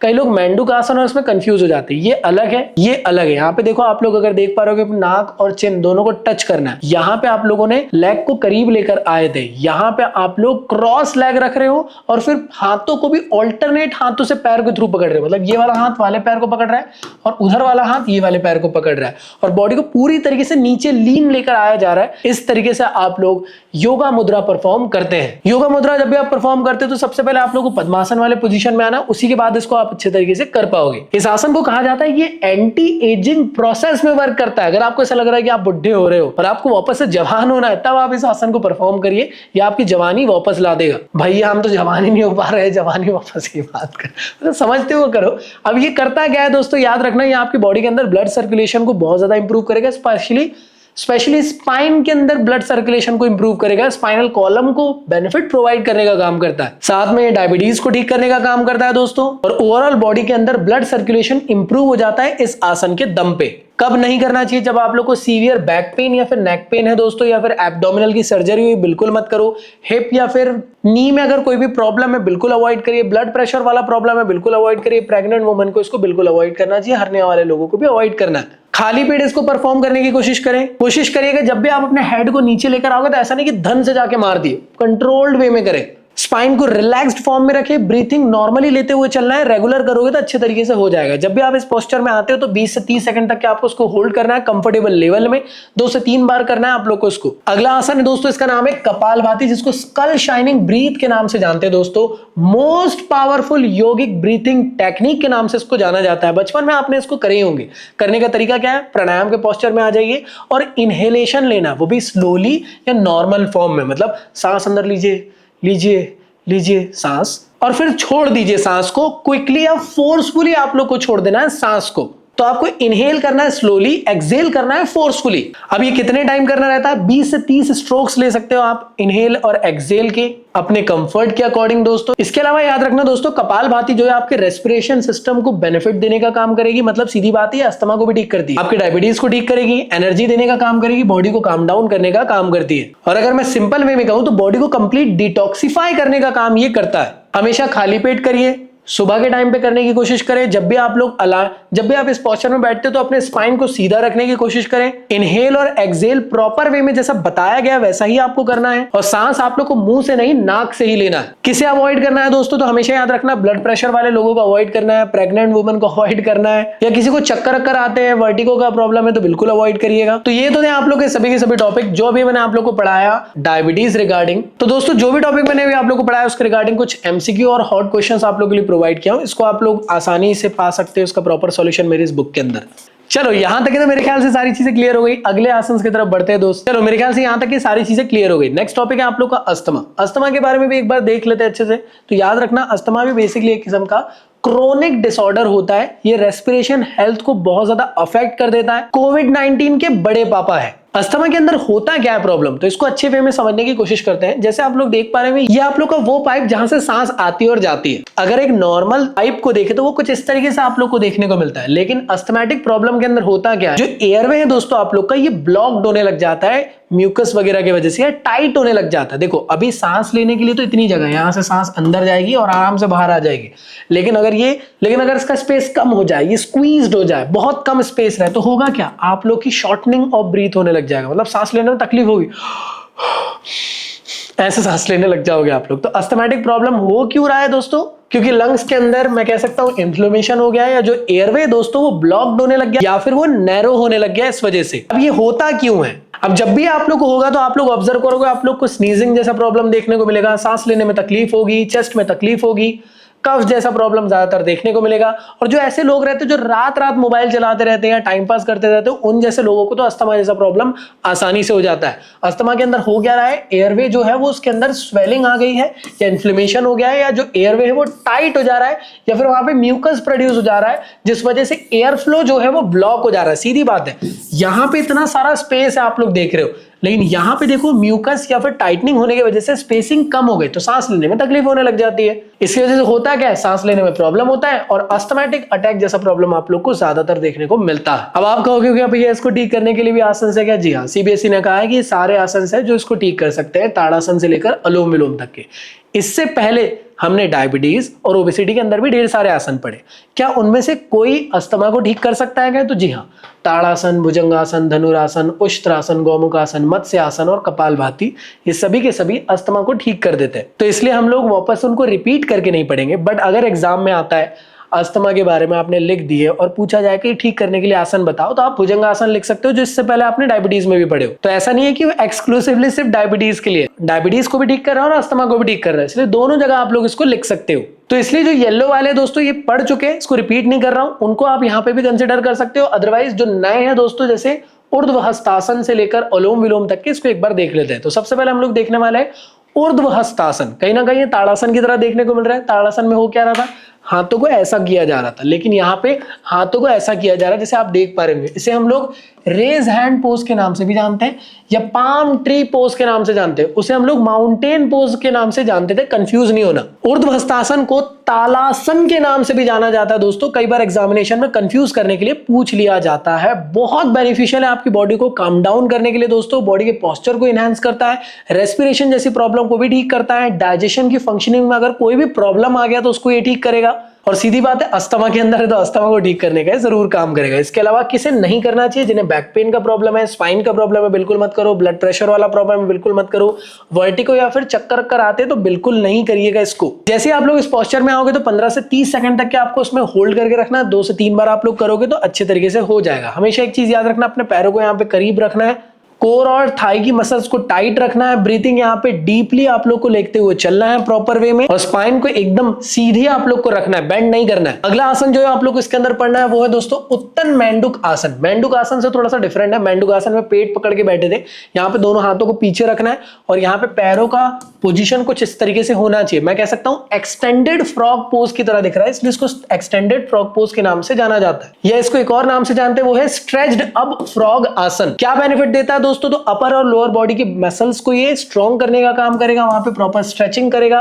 बैक की मसल्स की फ्लेक्सिबिलिटी इंप्रूव करेगा। बैक की मसल्स में अगर कोई भी दर्द वर्द हो रहा है तो उसको भी रिड्यूस करेगा दोस्तों। एल्बो की जॉइंट के लिए बहुत ज्यादा हेल्पफुल है दोस्तों, ये उसकी हेल्थ को और ज्यादा इंप्रूव करता है। एग्जाम में कई बार आता है। किसे नहीं करना चाहिए, जिसको नी इंजरी है या शोल्डर की इंजरी है या फिर मैं कह सकता हूँ या मैं कह सकता हूँ बैक पेन वगैरह, उसे नहीं करना चाहिए। प्रेग्नेंट वुमन को अवॉइड करना चाहिए। अगर कोई सर्जरी वगैरह भी हुई है तो बिल्कुल अवॉइड करो। और याद रखो जब भी इसको कर रहे हो तो अपनी स्पाइन को स्ट्रेट रखो, चेस्ट को ओपन करके रखो और प्रॉपरली ब्रीथिंग करते हुए चलिए और कोशिश करिए कि खाली पेट इसको परफॉर्म करें। ड्यूरेशन 20 से 30 सेकंड का आप लोग का होना चाहिए। रिपीटेशन 2 से 3 बार आप कर सकते हो। अब बात करते हैं वक्रासन की। वक्रासन और अर्धमध्य सेंद्रासन में सिर्फ एक डिफरेंस है। अर्धमध्य सेंद्रासन का भी सेम पोस्चर था, बस पैर इधर था। इसमें पैर सीधा कर दिया जाता है। इसे हम लोग कहते हैं सिटेड स्पाइनल ट्विस्ट पोज के नाम से, क्योंकि वक्र का मतलब होता है ट्विस्टेड। ये मैं कह सकता हूं कि वक्रासन जो है ना अर्धमध्य सेंद्रासन का एक सिंपल फॉर्म है। जिसे अर्धमध्य सेंद्रासन नहीं बनता है वो वक्रासन परफॉर्म इजीली कर पाएगा। बेनिफिट की अगर मैं बात करता हूं दोस्तों तो ये बेली फैट को रिड्यूस करेगा दोस्तों, रेस्पिरेशन के रिगार्डिंग प्रॉब्लम को ठीक करेगा, डायबिटीज को ठीक करेगा, किडनी रिगार्डिंग प्रॉब्लम को ठीक करता है, स्पाइनल कॉलम को ये स्पाइनल कॉर्ड को ये इंप्रूव करता है, नर्वस सिस्टम को स्ट्रॉन्ग करने का ये काम करता है। किसे नहीं करना चाहिए दोस्तों, तो जिसे बैक का या स्पाइन की कोई इंजरी है बिल्कुल अवॉइड करिए। एब्डोमिनल में कोई हाल ही में सर्जरी वगैरह हुई तो बिल्कुल अवॉइड करिए। अर्निया रिगार्डिंग प्रॉब्लम है या फिर अल्सर जैसा प्रॉब्लम है तो बिल्कुल अवॉइड करो। जब भी आप लोग इसको कर रहे हो तो अपनी स्पाइन को सीधा रखिए। कमर को ट्विस्ट कर रहे हो तो जर्क नहीं देना। यहाँ पे जब भी आप ट्विस्ट करोगे तो यहाँ पे आपको जर्क नहीं देना है। ब्रीदिंग आपको डीपली लेते हुए चलना है और इस पोस्चर को 20 से 30 सेकंड तक के करना है। और ईच साइड आप लोग 1 से 2 बार या 2 से 3 बार आप कर लोगे तो कोई दिक्कत नहीं है। इसके बाद आता है दोस्तों अलोम विलोम प्राणायाम। इसे हम कहते हैं ऑल्टरनेट नॉस्ट्रिल ब्रीथिंग। इसमें करना क्या रहता है दोस्तों, यहां आपको लेफ्ट साइड से इनहेल करना है, फिर उसके बाद आपको होल्ड करके रखना, मतलब सांस लिए फिर आपको होल्ड किए, उसके बाद आप लोग को फिर एक्सहेल कर देना है। इसमें भी कंफ्यूजन होगा। इनहेल जब आप कर रहे हो तो आप लोग को स्लोली ही इनहेल करना है, फिर उसके बाद आप लोग को कुछ सेकंड के लिए उसे होल्ड करके रखना, फिर एक्सहेल करना है, वो भी स्लोली। ये किस्म की पावरफुल ब्रीथिंग टेक्निक होती है दोस्तों, जो आप लोग के बॉडी के अंदर अस्थमैटिक प्रॉब्लम या रेस्पिरेशन जैसे प्रॉब्लम को ठीक करने में बहुत ज्यादा हेल्प देता है। बॉडी को कंप्लीटली काम डाउन कर देता है, माइंड को शार्प करता है। तो वही चीज आप लोग को यहाँ पे लिखी हुई है। ब्लड सर्कुलेशन भी इंप्रूव करता है और ब्रेन तक के ब्लड को सप्लाई करने का भी काम करता है। तो याद रखना हमेशा जितने भी प्राणायाम है ये आपको स्ट्रेस, एंजाइटी, इन सब को रिड्यूस करते हैं, आपकी बॉडी को काम डाउन करने का काम करते हैं। इसके अलावा हमेशा याद रखना अगर आपको कोल्ड हो चुका है, कफ है या फिर साइनस जैसा प्रॉब्लम है तो आप उसको अवॉइड करिएगा। अब कौन सा बेस्ट टाइम होता है दोस्तों, तो याद रखना आप अर्ली मॉर्निंग में कर सकते हो, इवनिंग में कर सकते हो, फिर काम माहौल ऐसा लग रहा है शांति है, कोई ऐसा दिक्कत नहीं है, पहाड़ में हो आप, बढ़िया तब करो, बढ़िया मजा आएगा। आप इसको 5 से 10 मिनट तक के करोगे ना तब आप लोग को ये बेटर रिजल्ट देने का काम करता है। इसके अलावा दोस्तों ये देखो कुछ इस तरीके से इसको किया जा रहा था, जैसे देख पा रहे हो, इनहेल किया गया, फिर होल्ड किया गया, फिर उसके बाद एक्सहेल कर दिया गया, खत्म कहानी। बस इस तरीके से इसको करना है, ऑल्टरनेट फॉर्म में किया जा रहा है, तो कंफ्यूज नहीं होना। तो दोस्तों जो मैंने अभी टॉपिक पढ़ाया उसके रिगार्डिंग कुछ एमसीक्यू क्वेश्चंस आप लोगों के लिए लेकर आया हूं, तो एक बार कोशिश करिए इसका आंसर आप लोग जरूर करें। इसके अलावा जो अभी टॉपिक पढ़े उसके रिगार्डिंग कुछ प्रीवियस ईयर और हॉट क्वेश्चंस मैंने आप लोग के लिए लेकर आया हूं, सबका सॉल्यूशन बुक के अंदर आपको मिल जाएगा। साथ में और ढेर सारे क्वेश्चंस भी आप लोग को बुक के अंदर मिल जाएंगे। अगले टॉपिक की तरफ बढ़ते हैं, वो है आप लोग का हाइपरटेंशन। हाइपरटेंशन क्या है, सर दर्द के बड़े पापा। अब हाइपरटेंशन के अंदर होता क्या है, तो सबसे पहले एक बार समझ लेते हैं। हाइपरटेंशन एक ऐसे टाइप का प्रॉब्लम है जिसे हम लोग कहते हैं बीपी वाला प्रॉब्लम है, कि मेरे पापा को बीपी, हाई बीपी का प्रॉब्लम है, तो वो हाइपरटेंशन का प्रॉब्लम है। ब्लड सर्कुलेशन एक्सट्रीम लेवल पे चले जाता है, मतलब जो नॉर्मल ब्लड प्रेशर है, ठीक है ना, वहां पे ना रहते हुए ये एक्सट्रीम लेवल पे चले जाता है। तो हमेशा ये याद रखना, एग्जाम में जब लिखोगे ना, नॉर्मल ब्लड प्रेशर की क्या वैल्यूज है वो याद होनी चाहिए और हाइपरटेंशन की क्या वैल्यू वो याद होना चाहिए, एग्जाम में आता है। इसमें होता क्या है दोस्तों, ब्लड प्रेशर इतना ज्यादा तेज हो जाता है कि जो आपकी आर्टरी वॉल्स है उसको ऐसा करेगा कि वो फोड़ के बाहर निकल जाए। मतलब कई बार देखोगे ना, ब्रेन हैमरेज हो गया कई का, या कई सुनते होंगे आपकी नस फट गई किसी की। नस इसलिए फट गई क्योंकि ब्लड का प्रेशर इतना था, जो वॉल्स थी वो बर्स्ट हो गई एक किस्म से। और हाई ब्लड प्रेशर वाला जिसको भी प्रॉब्लम रहेगा दोस्तों, उसको आसानी से हार्ट अटैक आ सकता है, स्ट्रोक आ सकता है, उसकी किडनी डैमेज हो सकती है, उसकी आंखों में प्रॉब्लम हो सकती है। क्योंकि ब्लड प्रेशर का प्रॉब्लम एक किस्म से एक्स्ट्रा स्ट्रेन देता है हार्ट में और ब्लड की वेसल्स में, जिसकी वजह से ये सारी प्रॉब्लम्स आप लोग को ज्यादातर देखने को मिल सकती है। तो जिसको भी ब्लड प्रेशर का प्रॉब्लम है उसको ज्यादा गुस्सा मत दिलाया करो, काम डाउन करने की कोशिश किया करो, पानी शानी पिलाते रहा करो। ऐसे लोगों से बहस करके कोई मतलब नहीं, आप उनसे बहस करोगे लेकिन उनकी जान को यहाँ पे तकलीफ हो सकता है, वो मर भी सकते हैं। चलिए भाई, तो आसन ऐसे कौन कौन से जो हाइपरटेंशन को ठीक करने का काम करते थे? ऐसे तो बहुत सारे आसन है जो आपके सीबीएसई के सिलेबस के अंदर दिए, बट जो मैक्सिमम आसन है इससे पहले हमने पढ़ चुके, जो येलो कलर में लिखे, ताड़ासन, कड़ी चक्रासन, गौमुखासन, भुजंगासन, उत्तम मंडूकासन, वक्रासन, ये सभी के सभी आसन पहले पढ़ चुके हैं जो हाइपरटेंशन को भी ठीक करते हैं। तो अगर कटी चक्रासन आप इससे पहले वाले आसन में लिख रहे हो, या ओबेसिटी में लिख रहे हो, या हाइपरटेंशन में लिख रहे हो, तो पूरे नंबर मिलेंगे। इसके अलावा कौन से आसन है जो इसको ठीक करते हैं वो एक बार देख लेते हैं। रिपीट वाले को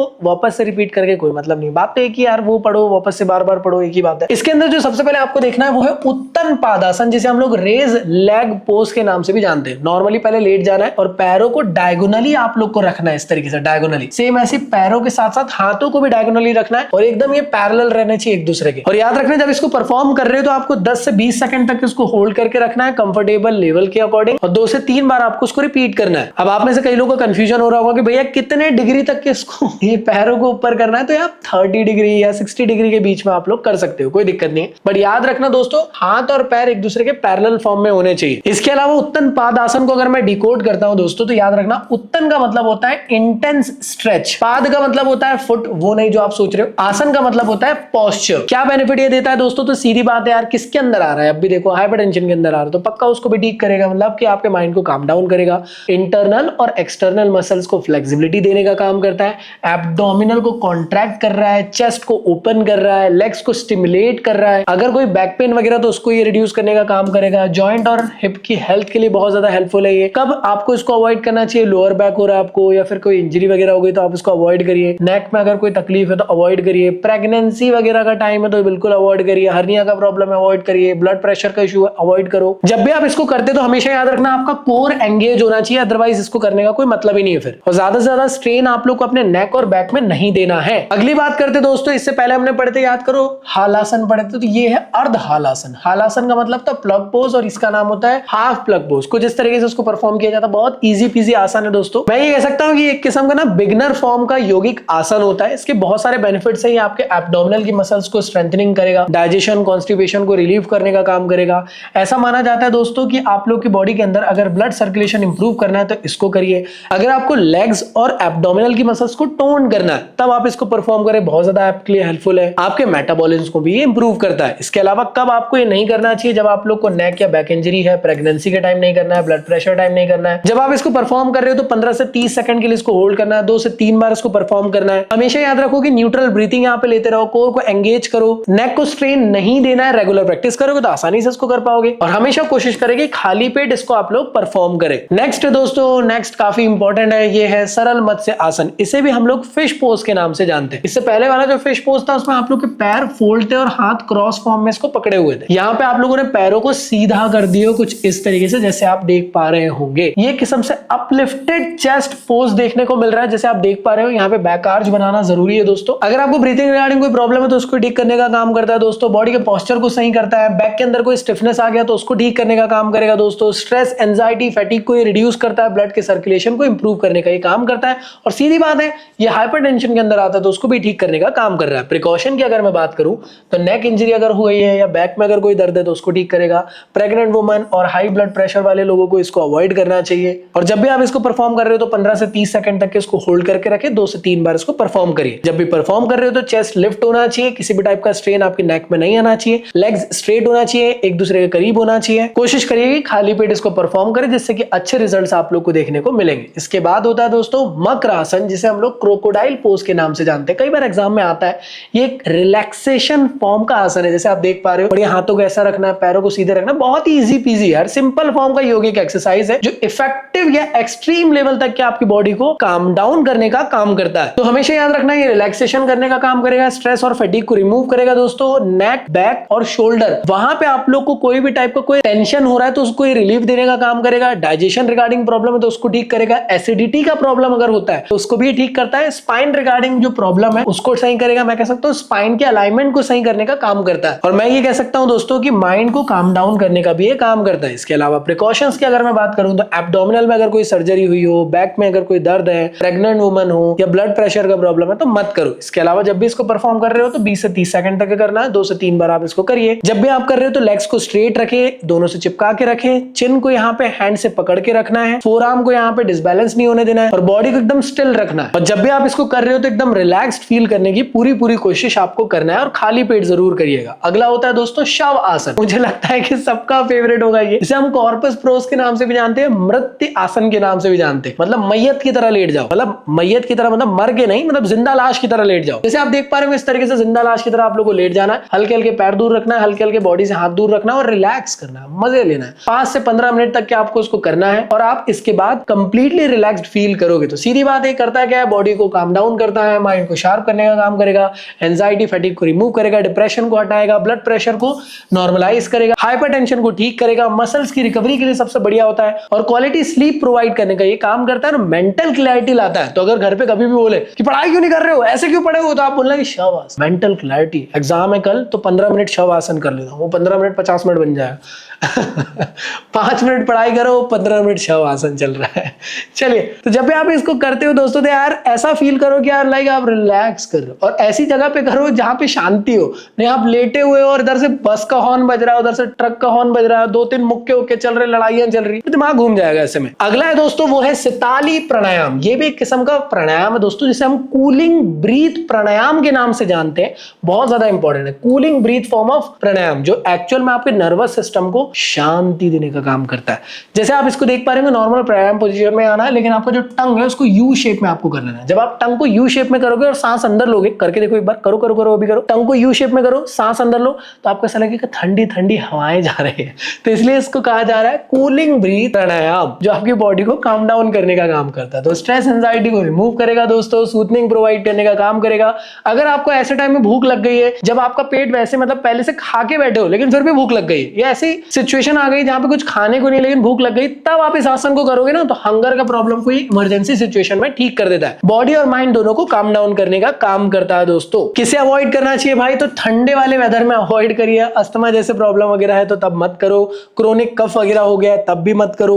और साथ में दोस्तों ब्लड प्रेशर वाले लोगों को इसको अवॉइड करना चाहिए। 5 से 10 मिनट आपको करना है, 10 से 20 राउंड आप कर सकते हो अपने कंफर्ट के अकॉर्डिंग। तो सिंपल वे में कहूं तो ये बॉडी को काम डाउन करता है और मेंटेन करता है इनर बैलेंस बॉडी के अंदर का। नेक्स्ट है आप लोग का दोस्तों वो है नाड़ी शोधन प्राणायाम। इसे कहा जाता है, इसे भी हम लोग नॉस्ट्रल ब्रीथिंग के नाम से जानते हैं। नाड़ी मतलब होता है एनर्जी चैनल, शोधन मतलब होता है प्यूरिफिकेशन। तो ये करता क्या है, प्यूरिफाई करता है आपके एनर्जी चैनल्स को, मतलब नाड़ीज को। इसको करने के लिए भी आप लोग को यहाँ पे विष्णु मुद्रा पोजीशन पे आना पड़ेगा और आप लोग को करना क्या है, यहाँ पे राइट नॉस्ट्रल को इस तरीके से क्लोज करें आपने और इनहेल लेना शुरू करें डीपली, ठीक है ना, फ्रॉम द लेफ्ट नॉस्ट्रल। फिर आप लोगों को करना क्या है, लेफ्ट नॉस्ट्रल को आप लोग को क्लोज करना है और एक्सहेल करना है slowly completely from your right nostril. इसके बाद क्या करना है, फिर इनहेल करना है आप लोग को राइट नॉस्ट्रल से, फिर राइट नॉस्ट्रल को क्लोज करना है, एक्सहेल करना है फ्रॉम लेफ्ट नॉस्ट्रल। तो यहां से यहां पे आके ये कंप्लीटली एंड होता है ना, कंफ्यूज नहीं होना, पोजीशन थोड़ा डिफरेंट है। अब आप कहोगे क्या बेनिफिट दे रहा भाई, ऐसा तो काम डाउन कर रहा है, स्ट्रेस हटा रहा है, एंजाइटी को ठीक कर रहा है, लंग्स की फंक्शनिंग को सही कर रहा है, ब्लड के अंदर ऑक्सीजन के फ्लो को इंप्रूव कर रहा है, बॉडी के अंदर प्यूरिफिकेशन करने का काम कर रहा है, एनर्जी चैनल को प्यूरिफाई कर रहा था, बेटर स्लीप के लिए अच्छा होता है। किसे अवॉइड करना चाहिए दोस्तों, तो अगर आपको कोल्ड है, फीवर है या फिर कोई भी नाक रिगार्डिंग कोई भी प्रॉब्लम है तब मत करो। ब्लड प्रेशर वाले लोगों को नहीं करना है, फोर्सफुल ब्रीथिंग नहीं करना है, अनकंफर्टेबल लग रहा है तो आप रोक दो, ठीक है ना।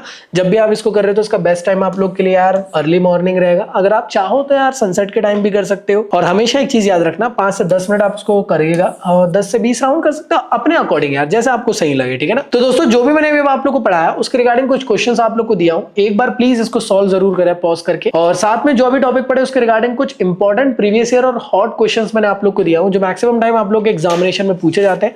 इसके प्रॉपर आंसर्स आप लोग को मेरे बुक के अंदर मिल जाएंगे। और साथ में दोस्तों एक इंपॉर्टेंट क्वेश्चन मैंने आप लोग को दिया हूं जो मैक्सिमम टाइम एग्जाम में आ रहा है, इसका प्रॉपर सॉल्यूशन भी यहाँ पे मिल जाएगा, पॉज करके इसका आंसर करें। बाकी दोस्तों बढ़ते हैं हमारे नेक्स्ट और लास्ट टॉपिक की तरफ, वो है आप लोग का बैक पेन और अर्थराइटिस। आपका दिमाग जरूर खराब हो रहा होगा, इतने सारे आसन पढ़ा के दिमाग घूम गया होगा, तो लोड ना लो। जितने भी आसन आपको पढ़ाया हूं उन सबके शॉर्ट मैं कह सकता हूं ट्रिक्स, उसके ऊपर एक वीडियो आप लोग को डिस्क्रिप्शन में मिल जाएगा, आई बटन पे मिल जाएगा, उसको देख लेना।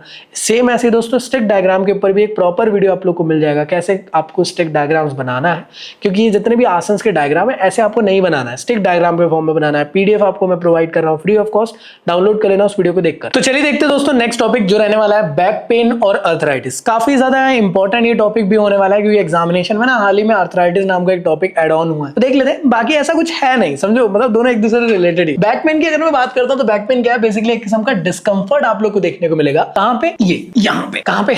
बैक के रीजन में। अगर आपको बैठते टाइम, उठते टाइम, चलते टाइम बैक में अगर आपको किसी भी टाइप का डिस्कंफर्ट या पेन देखने को मिल रहा है लोअर बैक वाले रीजन में, तो वो कहलाता है दोस्तों बैक पेन। ये वेरियस रीजन से हो सकता है दोस्तों, हो सकता है कि आपको वहां पे तकलीफ हो रही हो मसल्स के में अंदर, या हो सकता है पोस्चर आपको उल्टा सीधा हो, ज्यादा देर आप लोग चेयर में बैठते करते हो, है ना, या मेडिकल रीजंस की वजह से भी आप लोग को ये प्रॉब्लम्स देखने को मिल सकता है।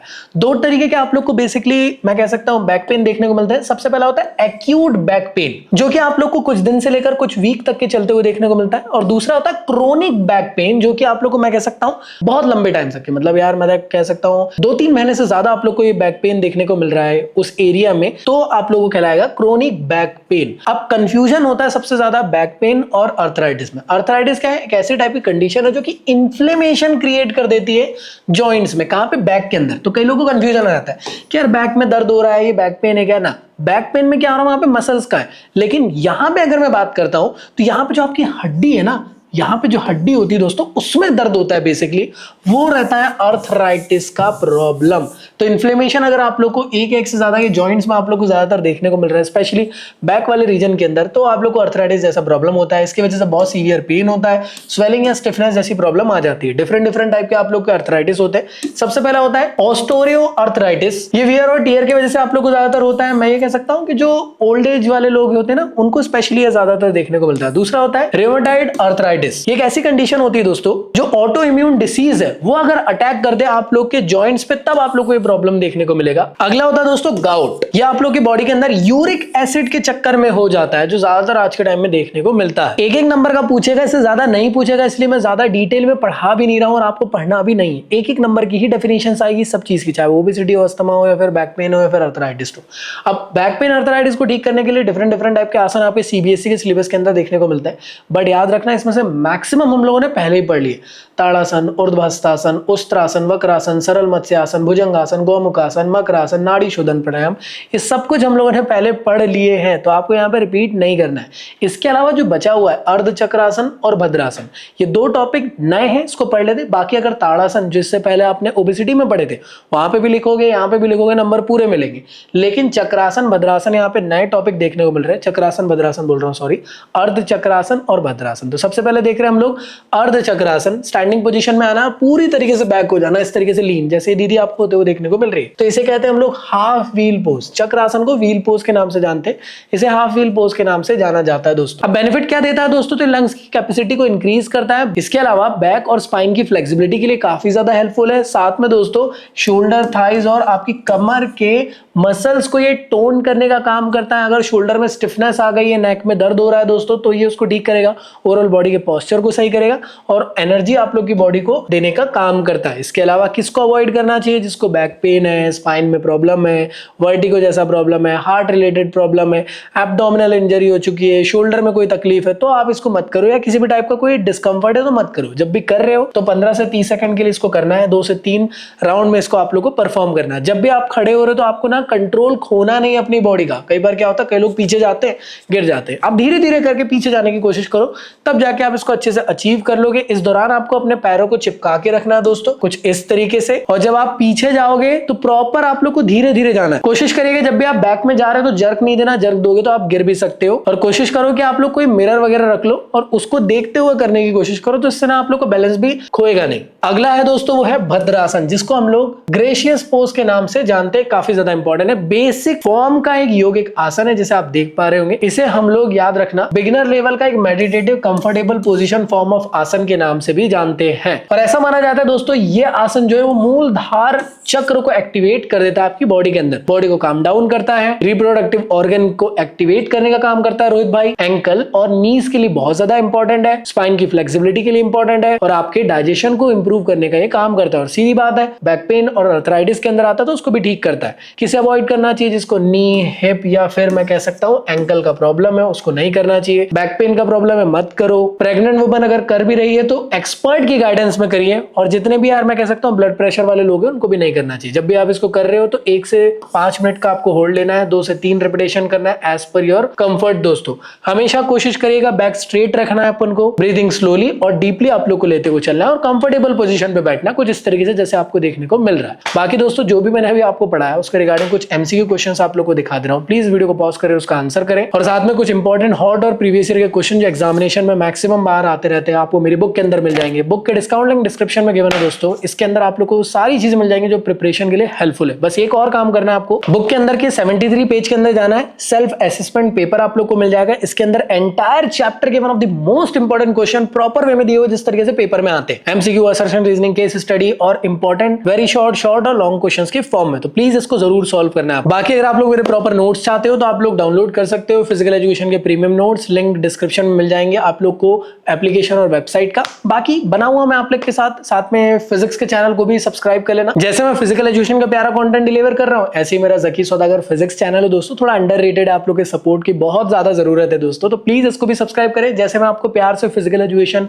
मस्ती मजे कॉमेडी के साथ पढ़ाता रहता हूं जिससे कि सारी चीजें याद हो जाती है अच्छे से, एक स्ट्रेस फ्री माइंड के साथ। सेम ऐसे दोस्तों फिजिक्स के लिए प्रॉपर ये चैनल है, यहाँ पे भी आपको न्यू सीरीज आ जाएगी, इसको भी देखते हुए चले और अपनी प्रिपरेशन को धमाकेदार बनाएं। बाकी टेलीग्राम के चैनल की लिंक भी आपको डिस्क्रिप्शन में मिल जाएगी, सारी अपडेट्स वहां मिलते रहती है। बाकी मिलते हैं नेक्स्ट वीडियो में, जब तक के लिए गुड बाय।